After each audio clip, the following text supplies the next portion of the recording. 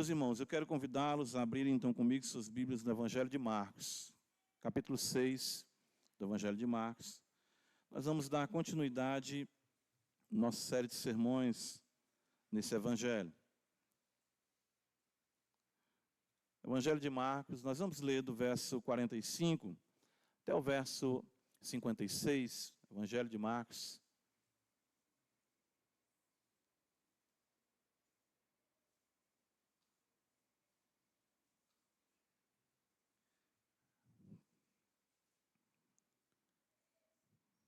Capítulo 6, a partir do verso 45, diz-nos assim a palavra do Senhor. Logo a seguir, compeliu Jesus os seus discípulos a embarcar e passar adiante para o outro lado, a Betsaida, enquanto ele despedia a multidão. E, tendo-os despedido, subiu ao monte para orar. Ao cair da tarde, estava o barco no meio do mar e ele sozinho em terra. E vendo-os em dificuldade a remar, porque o vento lhes era contrário, por volta da 4ª vigília da noite, veio ter com eles, andando por sobre o mar, e queria tomar-lhes a dianteira. Eles, porém, vendo andar sobre o mar, pensaram tratar-se de um fantasma e gritaram, pois todos ficaram aterrados à vista dele. Mas logo lhes falou e disse, tende bom ânimo, sou eu, não temais. E subiu para o barco, para estar com eles. E o vento cessou. Ficaram entre si atônitos, porque não haviam compreendido o milagre dos pães, antes o seu coração estava endurecido. Estando já na outra banda, chegaram à terra em Genezaré, onde aportaram. Saindo eles do barco, logo o povo reconheceu Jesus. E percorrendo toda aquela região, trazia os leitos, os enfermos, para onde ouviam que ele estava. Onde quer que ele entrasse, nas aldeias, cidades ou campos, punha os enfermos nas praças, rogando-lhe que os deixasse tocar ao menos na orla da sua veste. E quantos a tocavam, saíam curados. Amém. Senhor, nós te agradecemos mais uma vez, ó Pai, por esse momento singular. Sabemos que o Senhor o preparou para nós e sabemos, Senhor, que de fato somente o Senhor pode nos ajudar na compreensão do poder do Santo Evangelho para as nossas vidas. Nos ajuda, Senhor, fala ao nosso coração essa noite, toca o nosso âmago, para que possamos nos maravilhar com a beleza, com a graça do Senhor. Nos ajuda, Pai, ser conosco. Nós cremos no poder do Espírito Santo, por isso assim nós te oramos, Pai, em nome de Jesus. Amém.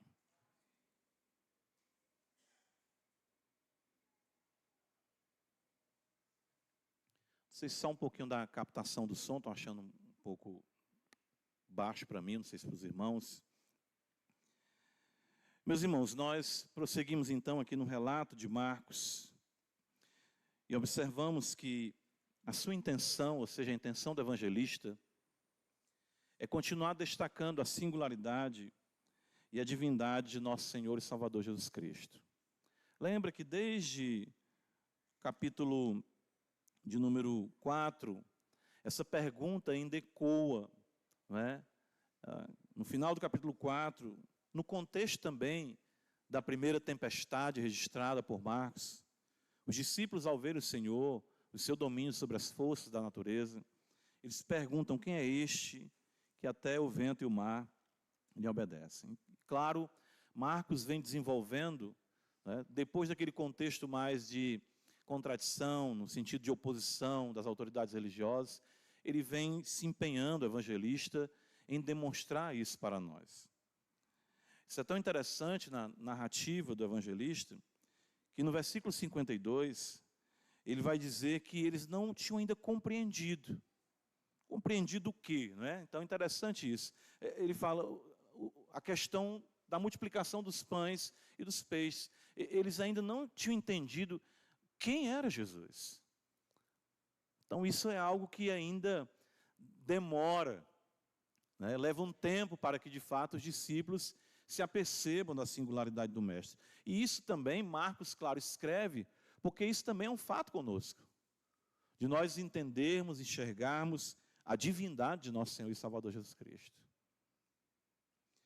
Marcos apresentou, nós podemos observar aqui, nesse relato mais imediato aqui, no contexto, na multiplicação dos pães, o coração do Mestre, na sua ternura e no seu amor. Nós consideramos isso em nosso sermão passado, quando ele se preocupa com o cansaço dos discípulos, quando ele quer levar os discípulos a descansar. Nós observamos que o Senhor é aquele que de fato dá o descanso à nossa alma. Quando ele se preocupou com as multidões, como ovelhas que não têm pastor, o sublime pastor está sempre pronto a nos guiar. E também, claro, na provisão miraculosa, na multiplicação dos pães e dos peixes, como nós sabemos. Mas tudo isso vem ali na narrativa de Marcos, com a intenção de trazer à memória que Jesus, ele era maior do que Moisés. De fato, ele é maior do que Moisés. No texto paralelo, no Evangelho de João capítulo 6, depois que o Senhor multiplica os pães e os peixes, nós vemos ali que as multidões dizem, esse é o profeta que havia de vir, e tentaram fazer dele rei. E ele se esquiva, ele sai, ele não quer aquilo, porque não é essa a percepção apenas de um grande estadista, alguém que vai solucionar os problemas da humanidade, no que concerne essa esfera apenas. Então ele não quer esse tipo de glória. Então ele queria que os discípulos entendessem isso, que as multidões também compreendessem a natureza divina do Senhor. Porque de fato Moisés foi o instrumento de Deus para dar o maná do céu. Descia do céu, né? Cristo ele pega apenas 5 pães, 2 peixes e ora, e o Senhor multiplica, ou seja, há um milagre surpreendente que mostra, claro, o seu poder, a sua glória, a sua majestade, acima de qualquer profeta que o precedeu, incluindo Moisés. Então, o que é que marca o ministério de Moisés também? Interessante nós observarmos. É o Senhor levar o seu povo para lidar com as muitas águas, né? Isso se dá no contexto de Moisés, e se dá também no contexto com Josué, na abertura ali do Jordão, quando eles vão entrar na Terra Prometida. Então, Deus usa Moisés para abrir o Mar Vermelho. Nós sabemos disso. Mas nós vemos aqui o Filho de Deus andar por sobre as águas do mar. E mais ainda no mar revolto e tempestuoso. Então a intenção aqui do autor é fazer o povo entender isso. Nós estamos diante do grande libertador, do grande redentor, do grande salvador, daquele que é Deus em carne, nosso Senhor e Salvador Jesus Cristo. Isso é tão interessante que algumas referências os irmãos podem observar, com certeza passou o coração de Marcos e claro da igreja quando li esses textos. O livro de Jó, no capítulo 9, ainda considerando essa questão do Senhor andar sobre as águas. O texto diz, no verso 8, quem sozinho estende os céus e anda sobre os altos do mar. Então, há uma intencionalidade clara do Senhor em fazer isso. Andar sobre as águas. Ele quer que os crentes se lembrem, que os discípulos se lembrem. É por isso que Marcos diz, eles ainda não conseguiam ver, mesmo diante disso tudo. Salmo 77, eu separei aqui apenas uns 3 versículos para os irmãos observarem como isso era muito forte na profecia, no Antigo Testamento. Salmo 77, verso 19, diz, pelo mar foi o teu caminho, as tuas veredas pelas grandes águas, e não se descobrem os teus vestígios. E quando você vai para o profeta Isaías, ele diz, no capítulo 43, no verso 16, assim diz o Senhor, seja Yahvé, o que outrora preparou um caminho no mar, e nas águas impetuosas uma vereda. Certo? Então, todas essas realidades no Antigo Testamento, vamos dizer assim, teofanias de Deus como homem, elas se concretizam em nosso Senhor e Salvador Jesus Cristo, que de fato procura ali trazer diante dos olhos do seu povo a compreensão da sua divindade. E isso é muito belo porque nós poderíamos aqui ficar falando de muitas dessas passagens e nos deleitarmos em observarmos, claro, a divindade de nosso Senhor e Salvador Jesus Cristo. Isso é maravilhoso. Porém, todo esse texto, todo esse relato do Evangelho de Marcos, ele vem em um contexto no qual Deus se manifesta, o Filho de Deus é revelado, e isso em um contexto no qual, a todo instante, este Deus está empenhado em nos servir e em cuidar de nós. É isso que é maravilhoso. É essa a diferença do Deus verdadeiro dos ídolos. Lembra do que diz o profeta Isaías ainda, no capítulo 64, Isaías 64, veja, nós vemos aqui o Senhor dizer da seguinte forma, no verso 4, porque desde a antiguidade, está escrito, não se ouviu, nem com o ouvido se percebeu, nem com os olhos se viu, Deus além de ti, que trabalha para aquele que nele espera. Então, o registro de Marcos é um Deus que trabalha para aquele que nele espera.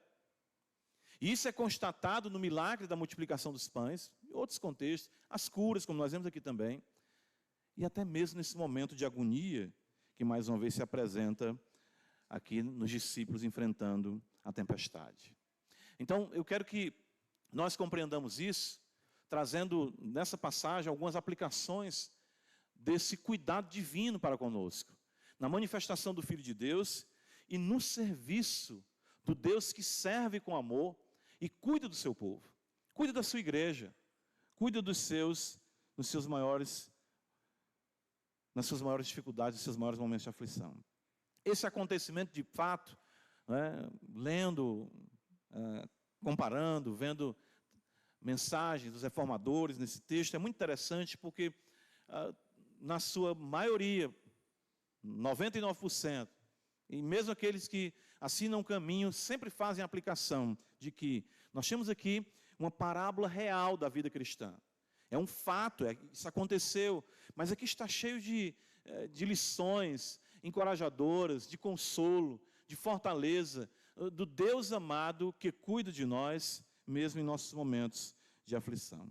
Então veja comigo o verso de número 45, o Senhor compele os discípulos, a embarcar e passar adiante para o outro lado. O contexto aqui é algo bem interessante, irmãos, porque por que Jesus compele? Ele tem um sentimento aqui de urgência, de que os discípulos saiam dali. Por que isso? O texto diz que ele insta ali com eles, e eles talvez fiquem mais, e o mestre, Rabi, vão, eu quero que vão, peguem um barco, atravessem, eu encontrarei lá vocês do outro lado, enfim. Talvez eles pensavam que o mestre iria contornar e chegar ali a pé, porque o barco, os discípulos entraram e foram. Por que essa urgência? No Evangelho de João, capítulo 6, como eu falei, nós temos um pouco a compreensão dessa urgência, quando nós vemos aqui que no versículo 15, veja, João 6, texto paralelo.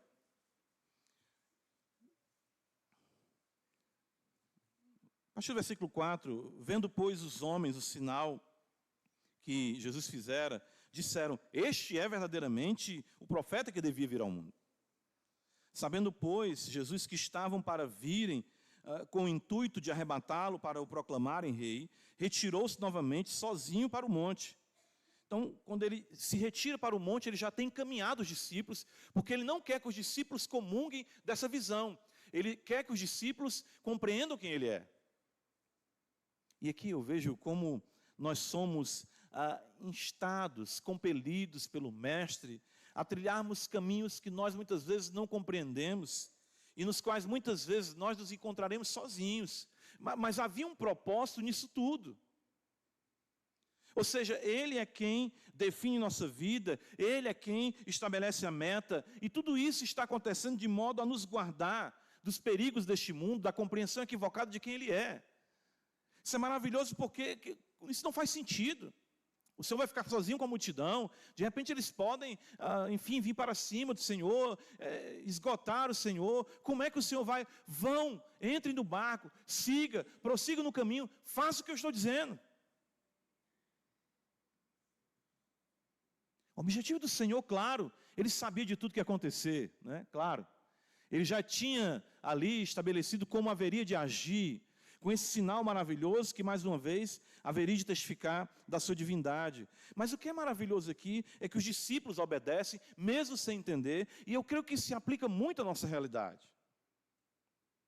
Que o Senhor sempre está nos conduzindo, nos direcionando para situações que muitas vezes se tornarão complexas, nas quais nós não entendemos o que acontece ou o que está acontecendo, mas nós sabemos que foi o Senhor que assim designou, e a obediência nos traz o consolo e o conforto, mesmo que tudo pareça complicado, complexo, completamente sem sentido para nós. Muitas e muitas vezes, irmãos, é essa a realidade, e o Senhor queria que os discípulos entendessem isso. Sem a presença dEle, né, de certo modo, vamos dizer assim, muitas e muitas vezes, o Mestre sim nos conduzirá por caminhos complexos. E complexos a nossa compreensão. Nós não entendemos, eu confesso para os irmãos que eu me sinto assim com muita frequência. Eu observo essa maneira de Deus agir, do Mestre agir, que me deixa realmente sem entender por que Ele me envia num contexto assim, ou numa circunstância como essa, e na minha leitura e na minha visão Ele não está presente. Parece que Ele mandou eu ir, me deixou ir sozinho, e agora eu me encontro nesse turbilhão, nesse problema, e não sei o que fazer. Mas isso, claro, sempre está carregado de bondade e misericórdia que nos acompanharão todos os dias de nossas vidas. Isso é importante nós observarmos aqui. O Senhor conduzindo os seus discípulos. No verso 46, eu vejo outro ponto aqui interessante, que do Evangelho de Marcos, capítulo 6, que o Senhor se despede deles e vai orar. Isso realmente é algo maravilhoso. Veja que no verso 48 está escrito que o Senhor os via em dificuldade. Isso é outra aplicação maravilhosa daquilo que é a vida cristã. O Senhor nos envia e Ele está observando, e Ele está intercedendo por nós, Ele está orando por nós, Ele está vendo nossas dificuldades. Isso é muito maravilhoso, porque é isso que Marcos quer destacar, porque a situação realmente ela é periclitante. Mas Jesus está numa calma, numa tranquilidade, orando e vendo a dificuldade, mas ainda não é o momento de intervir, mas Ele está orando, Ele está vendo tudo o que está acontecendo. Primeira Epístola de Pedro, capítulo 2, eu creio que, e outra referência que eu quero já ver com os irmãos, ajudam a nós compreendermos isso. O apóstolo Pedro, falando sobre seguir os passos do Mestre, ele fala como ele nos conduz. 1 Pedro 2, 25, ele diz: porque estáveis desgarrados como ovelhas, agora porém vos convertestes ao pastor e bispo da vossa alma, o supervisor da nossa alma, aquele que não tira os olhos de nós. Quando eu vejo o apóstolo Paulo escrever em Romanos capítulo 8, verso número 34, quando ele diz: quem os condenará? É Cristo Jesus, quem morreu ou antes que ressuscitou, qual está à direita de Deus. Está escrito também o quê? Intercede por nós. E de forma ainda mais intensa, o autor dos Hebreus fala para nós, no capítulo 7, verso 25, ele falando acerca do nosso sacerdote, ele diz: por isso também pode salvar totalmente os que por ele se chegam a Deus. E ele diz isso de uma forma muito terna, vivendo sempre para interceder por eles. Fato, irmãos, é que nessa nossa jornada, nesse nosso mundo revolto e complicado, o Senhor nos enviou, o Senhor nos direcionou, e Ele está sempre a interceder por mim e por você. Ou seja, Jesus está orando nesse momento por você.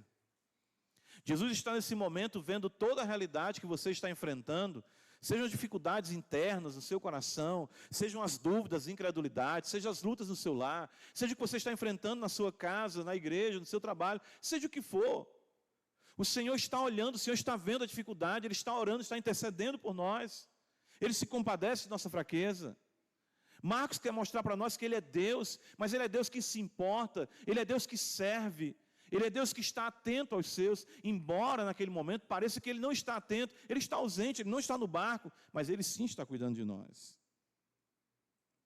Ele nos contempla em nossas limitações, Ele nos contempla em nossas lutas, de fato luta conosco, e luta exatamente por nós em oração, Ele intercede por nós, Ele é o nosso mediador.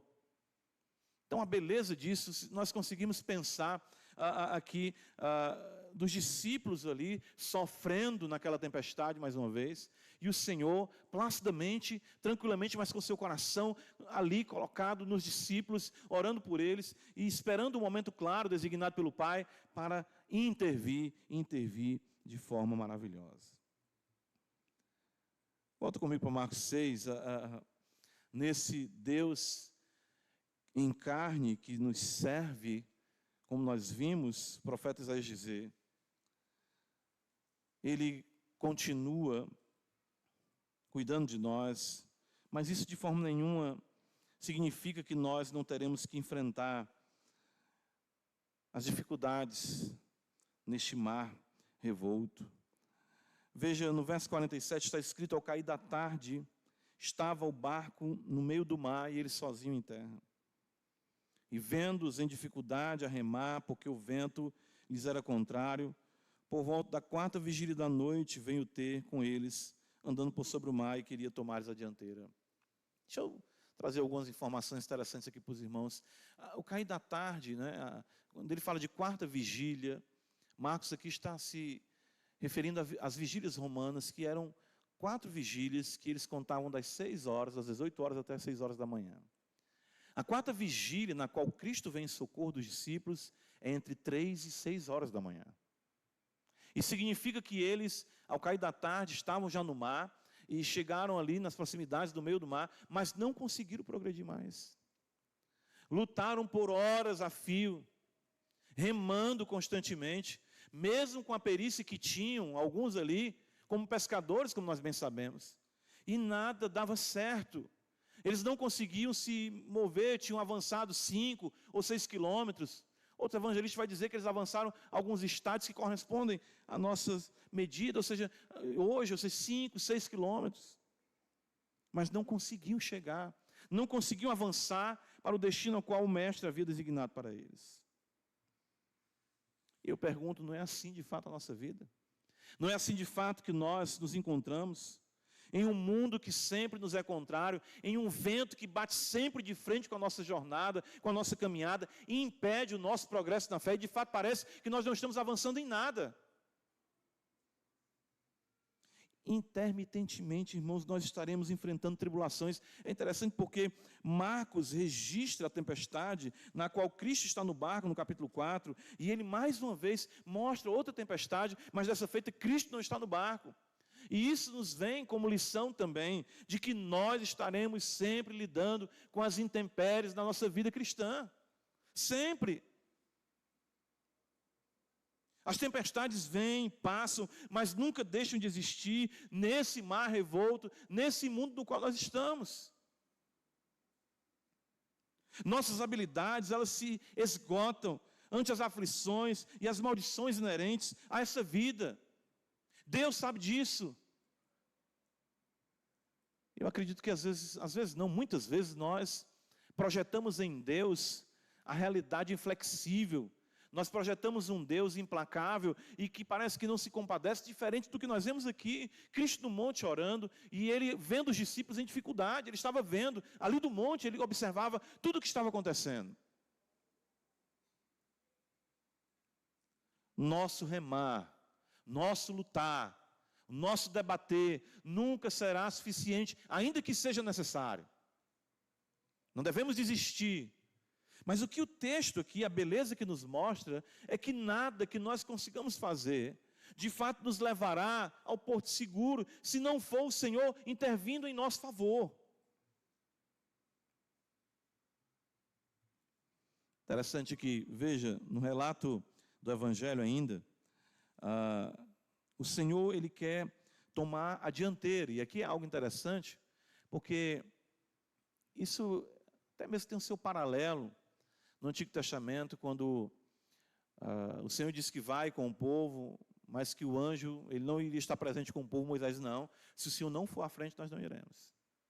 Cristo aqui, Ele tomar a frente para se apresentar para eles como realmente Deus glorioso, andando sobre as águas. Mas acontece algo aqui que é interessante, porque no verso de número 49, está escrito assim, veja, eles porém vendo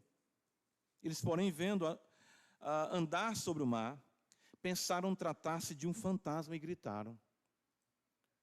Eu não sei se os irmãos têm essa impressão, eu tive essa impressão por muito tempo, de dizer assim, puxa, como os discípulos são infantis. Fantasma, né? Um fantasma, meu Deus, né? Você fica pensando assim, né? Mas é interessante que nós falamos isso com a mente, compreendendo mais as realidades bíblicas e mais liberto das superstições. Mas os judeus, eles tinham muitas superstições. Mas eu quero dizer que nem nós estamos livres disso aqui. O fato é que temores, assombros, marcarão sempre a caminhada do cristão. É isso que eu pude perceber aqui, porque quando as tribulações acontecem, quando as lutas nos acometem, nós ficamos ali muitas vezes sob intensa ação do maligno também. Eu lembro de quando o cristão, mais uma vez ali no peregrino, ele desce o vale da humilhação, depois de ter passado pelo Palácio Belo, ter se revestido da armadura de Deus, e ele então caminha pelo vale da sombra da morte. Os irmãos lembram disso? Se ainda não leu, tem que ler. E ele diz que ouve demônios, ele ouve gritos, ele ouve uivos, ele ouve perturbações. E nós realmente, em nossa caminhada, em nossas lutas e dificuldades cristãs, nós chegamos até mesmo a pensar que nós vamos perder o próprio juízo. Ou não? Isso já aconteceu comigo. Delírios, devaneios. O apóstolo Paulo, escrevendo a segunda epístola aos Coríntios, diz que passou por tal tribulação na Ásia, que ele chegou mesmo a desesperar da própria vida. Então os discípulos estavam, irmãos, há horas e horas, na escuridão, com a tempestade, com o vento contrário. E quando você olha, de repente tenta divisar nos raios, enfim, no que estava acontecendo ali, naquela ventania, uma sombra, um vulto, o que é isso? É totalmente compreensível. É totalmente compreensível isso. E eles tendo que lidar com tudo isso, com a ausência do mestre. Dessa feita ele não estava ali fisicamente, perceptivelmente, né, com eles no barco, mas o Senhor estava vendo tudo o que estava acontecendo. Então, açoitados por esse mar revolto, eu observo isso, eu fiquei lendo esse texto e meditando muito na realidade da minha vida cristã também, e eu sei que também dos irmãos. Nós temos a certeza de que aqui não é nosso descanso. Irmãos, entenda uma coisa, não tem como. Sempre Deus vai soberanamente enviar os ventos que açoitarão a sua embarcação. Isso sempre para que você possa depender dEle, confiar nele, enxergá-lo no meio da aflição e cada vez mais se desencantar com a realidade sedutora desse mundo. Escrevendo aos Tessalonicenses, veja, o apóstolo Paulo diz, primeira epístola de Paulo, muitos textos falam disso, mas eu gosto desse texto. E Paulo diz de uma forma muito clara,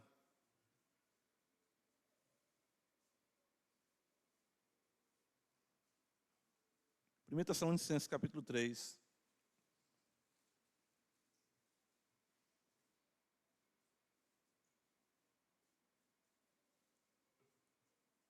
O apóstolo vai dizer para nós assim, ele fala do desejo de voltar a Tessalônica, no contexto do capítulo 2, ele não pôde, Satanás lhe barrou o caminho. E Paulo estava sofrendo muito porque não tinha notícias, ainda estava aguardando a chegada, como ele fala aqui, de Timóteo. E ele diz assim: pelo que não podemos suportar mais o cuidado por vós. Paulo não sabia como estava a igreja de Tessalônica. Pareceu-nos bem ficar sozinhos em Atenas. E enviamos nosso irmão Timóteo, ministro de Deus no Evangelho de Cristo, para, em benefício da vossa fé, confirmar-vos e exortar-vos, a fim de que ninguém se inquiete com essas tribulações, porque vós mesmos sabeis que estamos designados para isto. É interessante que, observando um pouco da realidade geográfica, mesmo ali do mar da Galileia, isso era recorrente, essas tempestades eram recorrentes. Os ventos ali aconteciam de forma a favorecer tempestades intensas, e isso está muito vinculado, como nós vemos na relação aqui, como o apóstolo, quando ele fala de forma didática, nós estamos designados para essas tribulações. E por que isso? Para que nós possamos cada vez mais depender e confiar do Senhor. Marcos capítulo 6, eu ainda observo no Deus glorioso revelado, claro em seu Filho, e no seu cuidado para conosco. Outro princípio importante aqui, o texto diz que o Senhor, ele vem, no verso 49, andando sobre o mar, e eles pensam se tratar de um fantasma, e gritaram, então ficaram aterrados. Verso 50 diz isso, à vista dele, mas logo lhes falou e disse: tende bom ânimo, sou eu, não temais. No momento certo, irmãos, isso eu posso dizer para os irmãos, que a gente vai tendo história com Deus, nós como crentes estamos passando por essas realidades, no momento certo, mas é sempre no momento certo. O Deus eterno, que tem um domínio sobre todas as coisas, Ele vem ao nosso encontro para nos salvar. Entenda, o que você está passando tem prazo de validade. Nunca nenhuma tempestade dura para sempre. Nunca nenhuma luta permanece para sempre. Tem o momento certo, tem a hora certa. De repente, quando você menos espera, a intervenção virá dos céus de forma única que deixará você atônito. Os discípulos não estavam ali pensando jamais que Jesus iria agir daquela forma. Ele age de forma inesperada. Ele vem andando por sobre o mar. Os irmãos conseguem entender? Nós não estamos falando aqui que Jesus colocou o pé na água e caminhou daqui até a rua ali, não. Jesus caminhou poderosamente, gloriosamente, por quilômetros sobre as águas. Já pensou um negócio desse? As ondas, o mar, imagine a espuma, o vento, e Cristo andando, indo ao encontro dos discípulos. Meus irmãos, que coisa impressionante. Às vezes a pessoa pensa, não conseguimos considerar.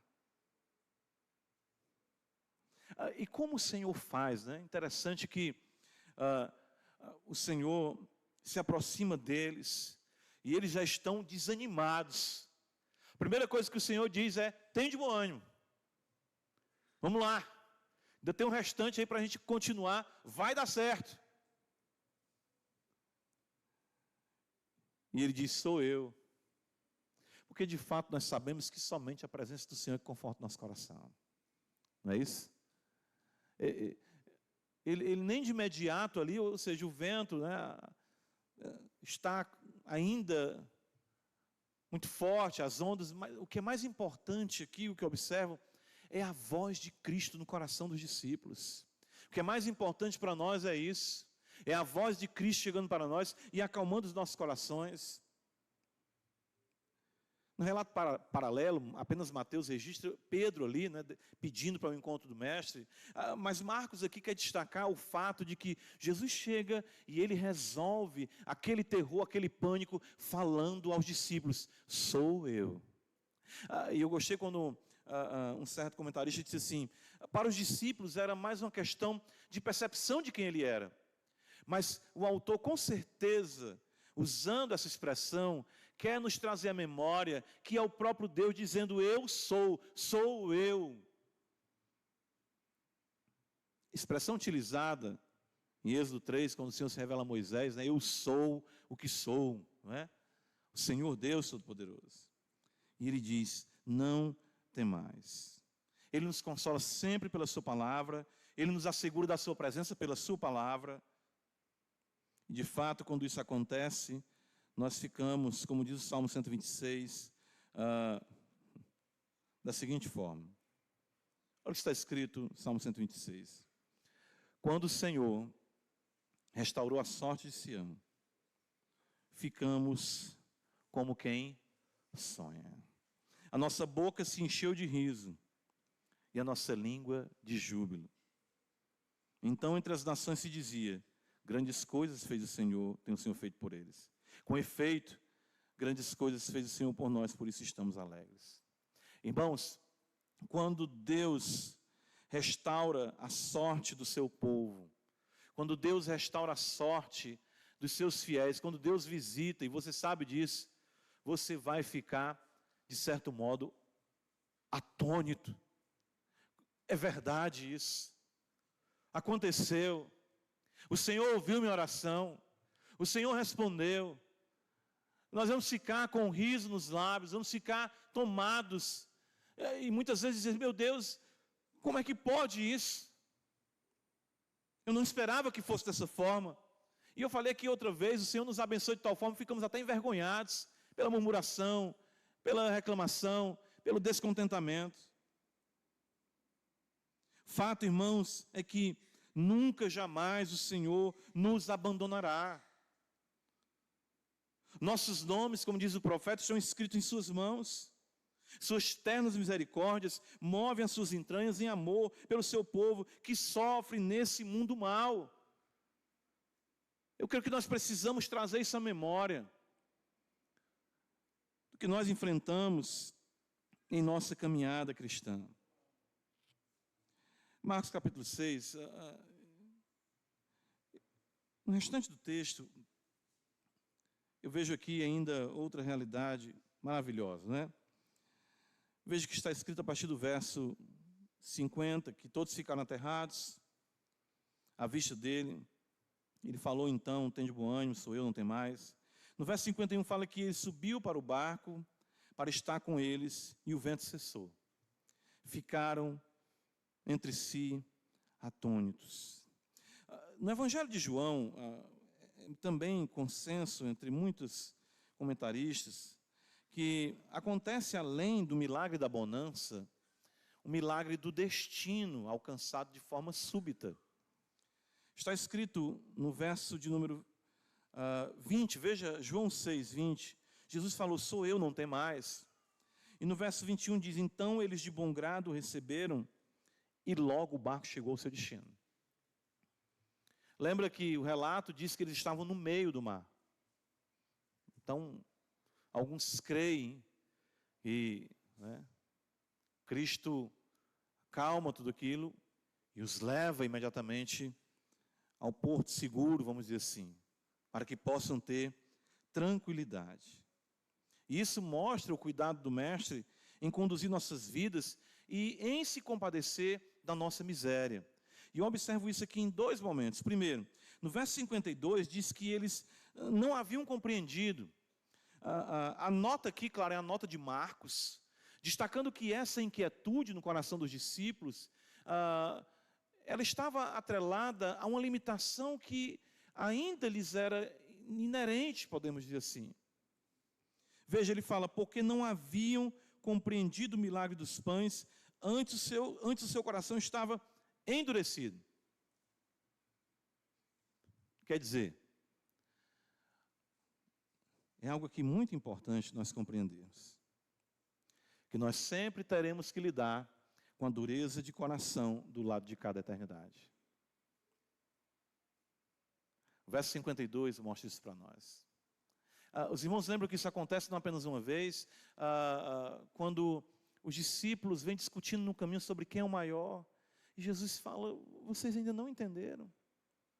Ou seja, nós temos essa dificuldade de compreender, mesmo com a manifestação do Deus em carne, nós temos que lidar com esse coração que teima em se endurecer e em duvidar das realidades divinas. Os irmãos lembram do texto dos discípulos no caminho de Emaús, quando eles tomam um rumo totalmente diferente daquilo que Cristo designara para eles.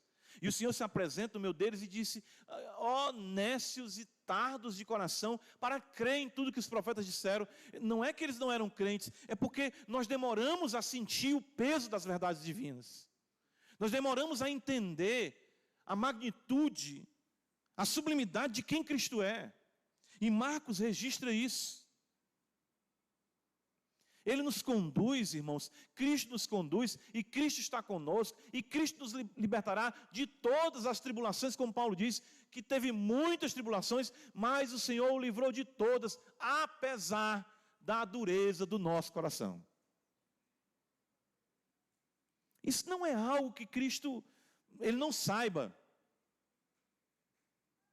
Ele sabe disso.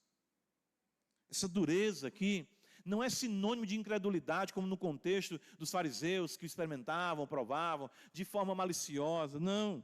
Mas é a dificuldade de ver realmente a grandeza e as realidades espirituais. Efésios capítulo 1, veja, o apóstolo Paulo diz isso. Efésios capítulo 1.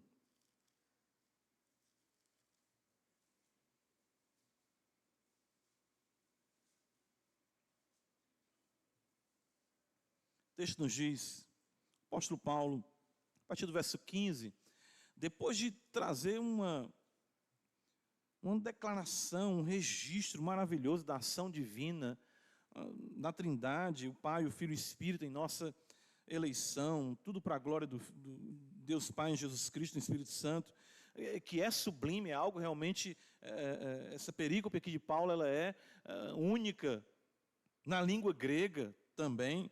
E diz: por isso também eu, Paulo diz no verso 15, tendo ouvido da fé que há entre vós no Senhor Jesus, e o amor para com todos os santos, não cesse de dar graça por vós, fazendo menção de vós em minhas orações. Que bênção isso. Mas ele prossegue: para quê?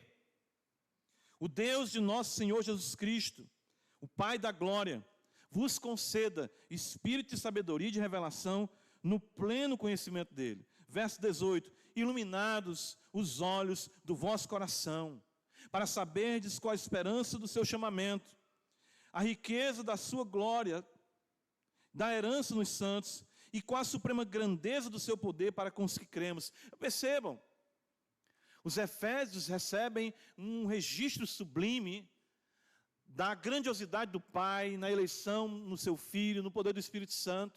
Eles são crentes, mas ainda não veem como deveriam ver. Não enxergam.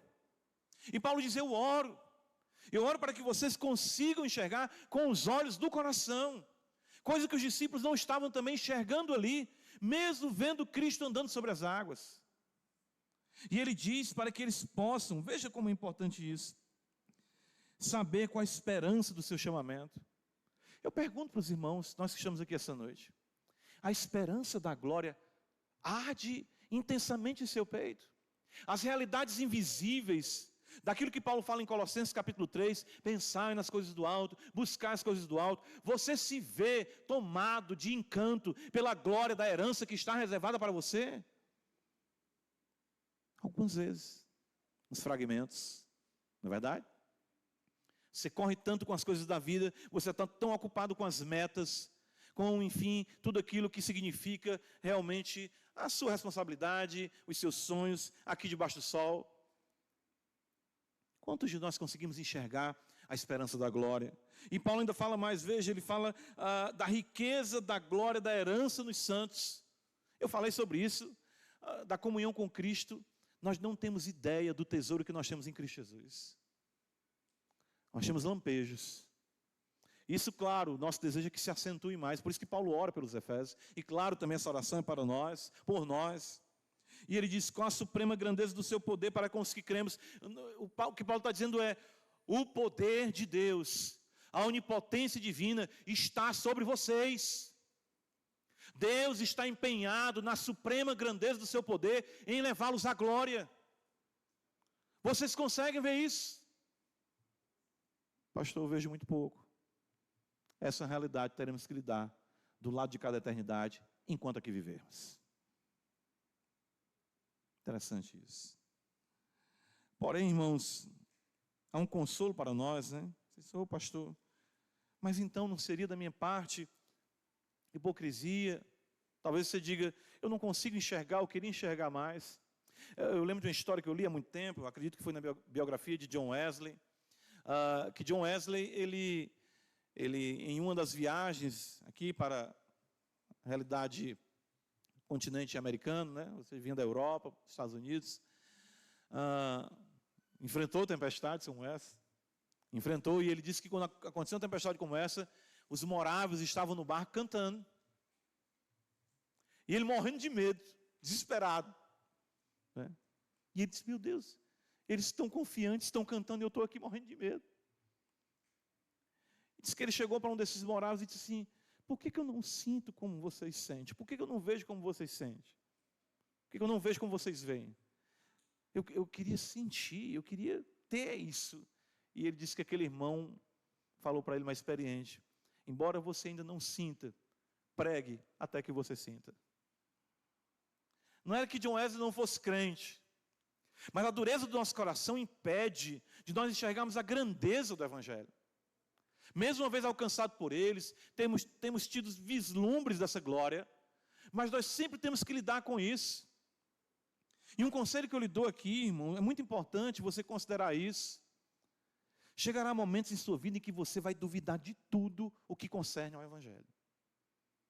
Se prepare para isso. Você vai, de repente, dizer, será que não é apenas mais uma religião? Será que se eu não tivesse nascido no Afeganistão, eu não seria muçulmano, aprendendo a me explodir para a glória de Alá? Não é? Será que se eu não tivesse nascido na Índia, eu não estaria ali, me banhando no rio Ganges ali? Que beleza aquele rio, né? Oh, meu Deus. Então você começa, meu Deus, você faz faculdade, você começa a viver no mundo e de repente começa a vir a incredulidade, como Pedro diz, alguns dizem, cadê a promessa da vida do Senhor? Parece que o mundo avança, esse ilusório avanço, né, do mundo, a parte de Deus. O que eu lhe digo é, permaneça afirmando as mesmas verdades que um dia impactaram o seu coração, até que ele venha sobre as águas e liberte novamente o seu coração. Você tem que permanecer, fique ali. Continue. Porque em Mateus capítulo 14, veja, há uma nota aqui, muito maravilhosa, no texto paralelo. No verso de número 32, diz que subindo ambos para o barco, Cristo e Pedro, né, quando Pedro ali vai ao encontro dele. E olha o que diz o verso 33, que Marcos fala, eles ficaram atônitos, mas acontece sim também algo maravilhoso aqui. O texto diz no verso 33, e os que estavam no barco o adoraram, dizendo, verdadeiramente és filho de Deus. A adoração pode sim existir, mesmo no contexto da dúvida. Quer ver só? Abre comigo em Mateus 28. Mais à frente. Mateus capítulo 28. Das lutas que você enfrenta. E por que eu estou falando isso, irmãos? Porque talvez você esteja pensando em pontuar sua caminhada cristã, porque você não está totalmente entregue ao seu coração ao Senhor. E você sabe disso. Pela dureza do seu coração. E você diz, não, eu não consigo, está ruim, não é como já foi. Olha, mas um dia já foi. E será novamente. Veja o que está escrito em Mateus capítulo 28, verso 16. Isso é muito belo porque Mateus registra aqui no capítulo 14. Nós, quando vemos a questão sinótica, ou seja, a junção de Mateus e Marcos, Marcos fala deles ficarem atônitos, a dureza do coração. Mateus destaca que ali também houve culto, mesmo havendo dureza de coração. E Mateus diz no verso 16, no último capítulo, seguiram os 11 discípulos para a Galileia, para o monte que Jesus lhes designara. Verso 17, e quando viram, o que está escrito aí? O adoraram. Mas alguns, isso é consolador, não é? E na sequência, Jesus aproximando-se, falou-lhes. A nossa dúvida, os nossos temores, a nossa incredulidade não impedirá que ele se aproxime de nós. Os discípulos estavam ali, não conseguiam cogitar. Não, vamos ficar sossegados. Por quê? Porque ele acabou de multiplicar pães e peixes. Ele é maior do que Moisés, ele é Deus. Ele vai nos ajudar. Se ele mandou a gente vir para cá, ele vai cuidar de nós. Nada vai nos faltar. Nós não vamos perecer. Ele disse que ia vir ao nosso encontro. Eles tiveram essa fé? Não. Mas isso impediu de Cristo ir até eles? Não. Porque mesmo a lacuna da nossa fé, a lacuna da nossa confiança, não impedirá que Deus venha até nós, porque outrora, quando não criamos nele, ele nos resgatou. E Paulo diz em Romanos 5, muito mais agora. Muito mais agora. Porque se Deus provou o seu amor para conosco, pelo fato de Cristo ter morrido por nós, sendo nós pecadores, sendo ainda nós pecadores, Paulo diz, muito mais agora. Ele se aproxima. Mateus 28, verso número 19. E o que é que se apresenta então? Ele diz, toda autoridade me foi dada no céu e na terra. Se nós conseguirmos, e eu creio que conseguiremos, porque isso é fato na vida de todo crente, passar por essas tempestades, por essas lutas, nós compreenderemos mais a natureza de Cristo, se apresentando a nós como o Senhor dos céus e da terra. Isso impactará o nosso coração, motivará, inflamará a nossa alma e nos fará ir pelo mundo dizendo, eu sei em quem tenho crido, e que Ele é poderoso para fazer infinitamente mais além do que pedimos ou pensamos. Marcos, capítulo 6. Então, no restante aqui da perícope, nós vemos o Senhor fazendo muito bem. Esse registro é interessante porque, mesmo que você tenha uma nota, vamos dizer, que traz para nós uma percepção de dureza do coração, eu acho interessante como se o Evangelho dissesse assim, vida que segue. Vamos continuar.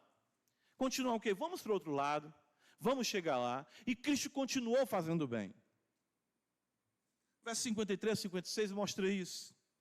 E eu quero concluir com essa referência em Atos capítulo 10, que é muito belo porque eu gosto da maneira como Pedro, que esteve nessa tempestade, ele registra, aliás, ele fala e Lucas registra, acerca do Mestre.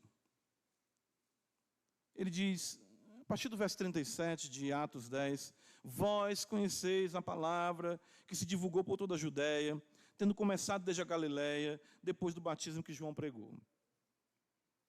Como Deus ungiu a Jesus de Nazaré, com o Espírito Santo e com poder, o qual andou por toda parte, fazendo o quê?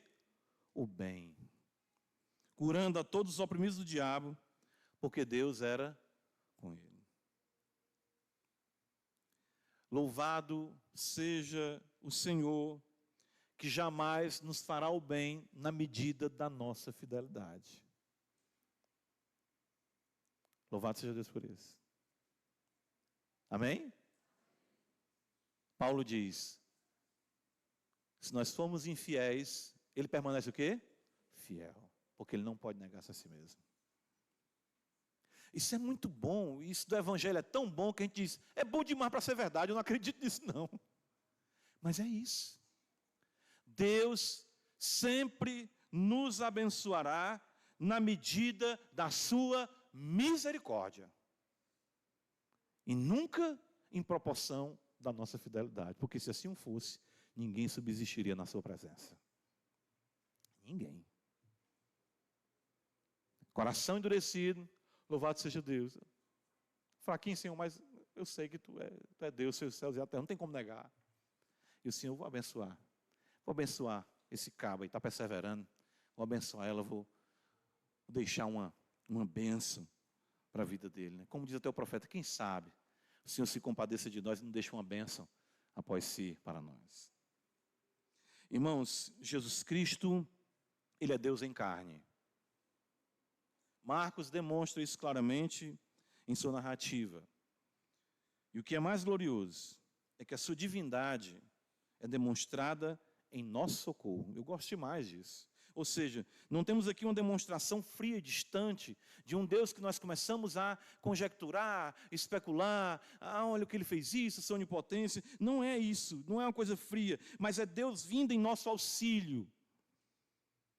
E isso é uma verdade gloriosa e bendita que Marcos quer que os seus destinatários entendam. E claro, nós também, pelo Espírito, esse evangelho até nós chegou. É fato que nós ainda teremos que lidar com muitas limitações da nossa visão, as incredulidades nos perseguirão. Jesus mesmo fala que do coração procede incredulidade, Mateus 15:19 ele diz isso, e que nós teremos que lidar com muitas lutas e dificuldades na nossa vida. Mas o fato é que aquele a quem Deus salvou, Ele salvou de uma vez por todas, Ele virá ao encontro como Deus poderoso, de maneira inesperada, Ele sempre socorrerá os seus, para que os seus cheguem em paz, e Ele sempre nos conduzirá fazendo bem às nossas vidas. Guarde isso, creia nisso, confie nisso, e espere por isso. Porque quem sabe, essa noite Ele chega perto de você e diga, tem bom ânimo, sou eu, acabou o medo, para a glória de Deus. Amém. Obrigado, Senhor, por Tua palavra, pela verdade do Evangelho, pelo consolo, pela certeza, pela convicção. Perdoa a dureza do nosso coração e nos abençoa mediante Jesus Cristo. A proporção da bênção sempre está vinculada ao amor dEle e à fidelidade dEle, não a nossa. Louvado seja o Senhor por tão grande salvação. Assim nós te agradecemos, Pai, em nome de Jesus. Amém.